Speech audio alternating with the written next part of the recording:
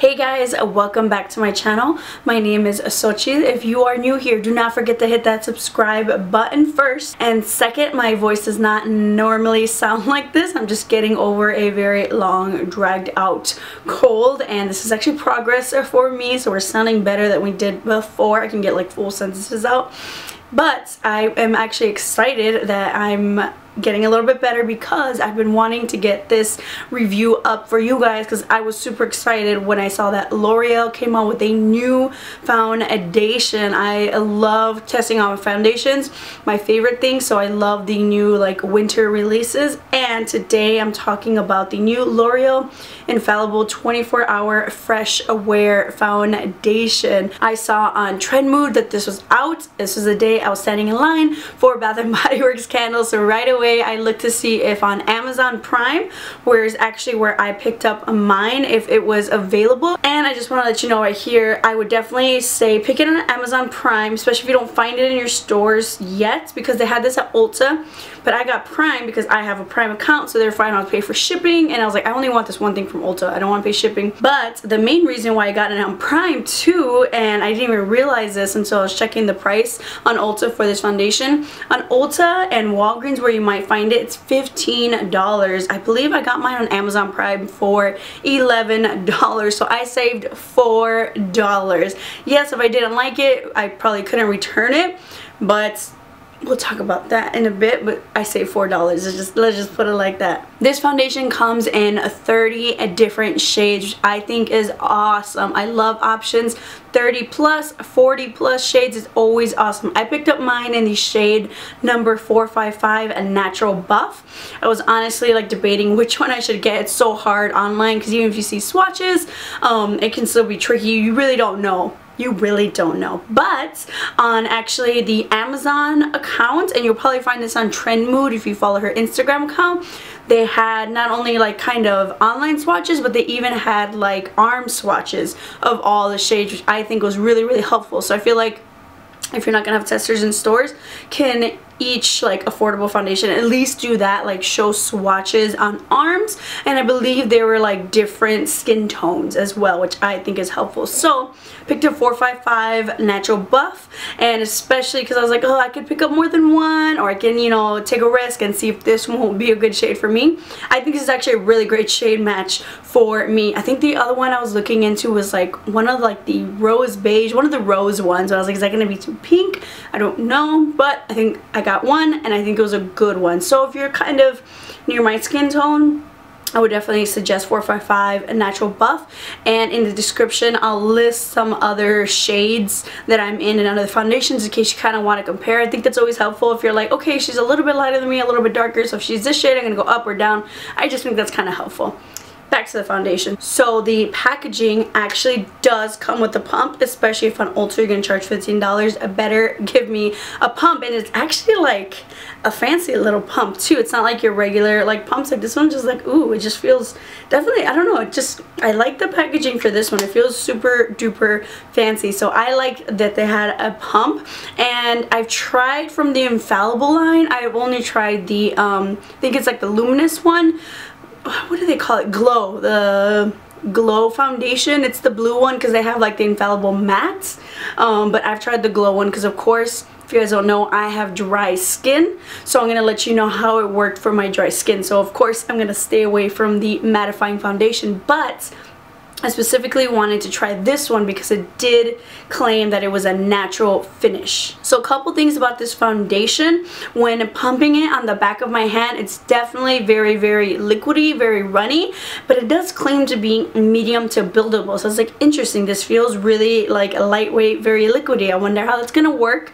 First thing I notice when applying the foundation is the scent. It's got a really strong scent, kind of like an alcohol type of scent, but it's pretty overpowering. I'm not one who's very sensitive to smells, but you notice it, especially while applying it. It's kind of like, okay, let's just see if it'll go away. I applied the foundation, of course, with a sponge on my right side, on the right side of my face, and then on the left side I use one of my favorite makeup brushes. It's a flathead stippling brush by Wet n Wild. $3 brush. Swear to God, it's my favorite stippling brush. I blended it out with the beauty blender, and one layer I think it was really good. With the alcohol scent I was like, is this gonna be like over drying for my skin? I wasn't sure, but one layer I think did a really good job. Definitely, I agree, it has that medium coverage. And then I tested it out, I blended it out with the brush on the other side of my face, and I think the coverage is probably pretty similar. And I think in general, I think I just preferred the sponge since this wasn't a super like uber dewy foundation. That's really the only time I tend to prefer a brush, or if it's a stick foundation. So I was like, you know what, I'm just gonna go over it with a sponge because I feel like it just kind of blended it out on my dry skin a little bit better. So that's just my personal preference, but if you want to do a brush, I would definitely say go ahead. I added a second layer, which I honestly feel like maybe you don't need like the same amount that I did initially, the amount of, you know, foundation I put on initially, my second layer. I think I probably could have, you know, done with maybe like a pump, like a layer and a half kind of a thing, because the coverage is so good, and to kind of avoid any like kind of build up creasing, cakiness, I feel like maybe around my mouth I definitely would have put less. In general, I feel like that's, you know, smile lines, I don't want them to be prominent, so I would just say that was probably mostly me just maybe adding more foundation than I needed. So I would say like a layer and a half. I think the coverage is amazing. I love the coverage. I'm a full coverage type of girl, so I love a medium buildable foundation. So I was like, ooh, coverage, I am on board with the coverage. I think it blended out super duper easily. Like the fact that it's such a liquidy foundation, I honestly didn't think I was gonna get the coverage that it claimed, but it blended out so easily on my dry skin. It didn't feel like it was drying out my skin, so I was like, okay, maybe that's just a smell of the alcohol. We shall see how it kind of wears, because even with that the L'Oreal, the Glow foundation, I feel like that one was like a glowy foundation, but not for dry skin. I feel like that one had way too much alcohol in it, that it would look nice, but then kind of dry out like my dry areas. Like I wasn't really a fan. I'll link that review and demo down below for you guys in case you're interested. I think the foundation oxidizes just ever so slightly, but it definitely takes a good couple of hours for that to happen. It's not right away. Like I feel like every foundation kind of oxidizes a little bit, and this one maybe the slightest, but it was like a nice little adjustments to make it, you know, match even better. For my dry skin, this definitely feels like a nice and natural like satin finish foundation. Almost maybe with the demi matte, maybe, but it's like more on the satin side for my dry skin. And wearing it throughout the day, I was liking the way it was looking when I was wearing it. And I was actually like Instagramming earlier too, and I was like, oh man, my skin looks good. It almost like kind of gives you like that nice porcelain matte type of a finish, but for dry skin, like appropriate satin. It's kind of what I go for. And in general, I was really curious to see how this was gonna wear. Where my dry area is really gonna start to crack off, dry up. Normally my nose area gets like, it can like be a hit or a miss with foundations if they're definitely not dewy and they're more on the mattifying side. Like I will know around my nose it get really dried up. But I told myself from the beginning, I was like, you've been blowing your nose all day, you've been sick, it's gonna be super dry. Like I've been trying to moisturize the hell out of my nose these like last couple of days in preparation for this foundation. So like I'm not gonna dock it too many points, but given that my nose has been super dry and like irritated, it's actually holding up pretty well in my nose. Like I just have like a little bit of like dryness, but it's like, okay, that's not mostly from the foundation, that's because I've just been sick. But even with that, like you can barely, just like a little bit, like a couple little like dry like skin peeling here, but that's actually pretty good. Like it still looks overall pretty good around my nose, but I think, you know, give it a couple days after I've like not been sick and, you know, blowing my brains out, that will be fine. So the fact that that held up pretty good, I was like, alright, that's pretty good. Like I mentioned, just maybe around my smile lines, I kind of had to like pat down a little bit, but also I feel like that was maybe my heavy hands. Just use less product there. I would say, if anything, I think all skin types can really try this, should try this, and can enjoy it. Because even after a while, I was like, oh, is this going to be a little bit too like drying on my skin? I did kind of like maybe see it kind of like settle into my skin, kind of like my oils kind of coming out with it a little bit, but for me, giving it that little hint of luminosity for my dry skin, which I'm totally cool with. I was like, okay, I like that, it looks nice. Because of that, I would say for oily skin, totally go ahead and try it, but I would definitely say set with a powder, and you know, you might have to blot every once in a while. Normal skin, I think you're gonna love this foundation. Dry skin, I'm enjoying it. I would definitely say it lasts me those 8+ hours, and 8+ hours where I can comfortably wear it and not just dread having it on and be like, I cannot wait to take this foundation off. Because sometimes when I test out foundations and I'm not liking it, it's like I do not want to like be out in public with it, because I could just feel the dryness, I could just feel it cracking off. It just doesn't feel good, like people are staring, oh my god, like I know how to wear makeup, you know, I swear I'm testing out a foundation. But I was like, I would totally wear this out and about, and I actually really do enjoy it. It is the winter time right now here in Chicago, so it's like 20-30 degrees right now, super duper cold. So the fact that I actually really do enjoy it in the winter time, I feel like it could be a little bit more hydrating, but it is winter, my skin is dry, and I think it's holding up pretty well for the winter. I think it's gonna be great in the summertime. I think I'm really gonna love this in the summertime. I think this is gonna be a good summer foundation, especially because it is supposed to be so lightweight. Like, it doesn't feel heavy on my skin, it doesn't feel tacky. I like that. I love Dewy and Luminous foundations, but the drawback to those is that they feel tacky sometimes. This one doesn't feel tacky. Like, I feel like I barely need it, like I'm just touching my face and I don't feel like transfer. Let me not touch my face, I don't want to get acne, but that is a good sign. Like, I'm gonna love this in the summertime. It's so lightweight, it's not heavy. I definitely have some medium to buildable foundations that do feel heavy. This does, like they say, feel breathable. It feels lightweight.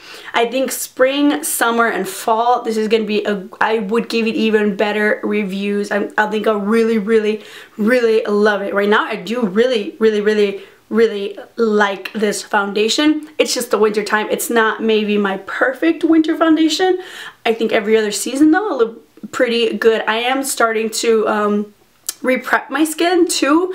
I feel like I don't know, maybe from being sick, my skin in general has been kind of dehydrated, as I've been trying to maybe fuel back up with liquids, and I haven't been the best with my skincare routine. So I feel like if I do kind of keep up the hydration, I think this could totally be even better in the winter time than it is right now. But for right now, it's pretty good. Like, I would totally say check this out. I think all skin types will like it. You might just have to do something a little bit different. Dry skin, prep and hydrate your skin. Set it with like a Max Fix Plus hydrating products. I think normal skin, you can do whatever the hell you want because you're just lucky like that. Depending which route you want to go, you can hydrate it or you can mattify it.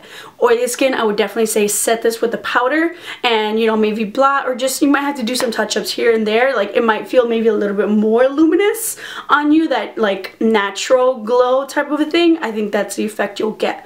But I think everybody will enjoy this. I'm so glad, because I feel like they had the Infallible matte and then they had the Infallible, like the glowy glow foundation.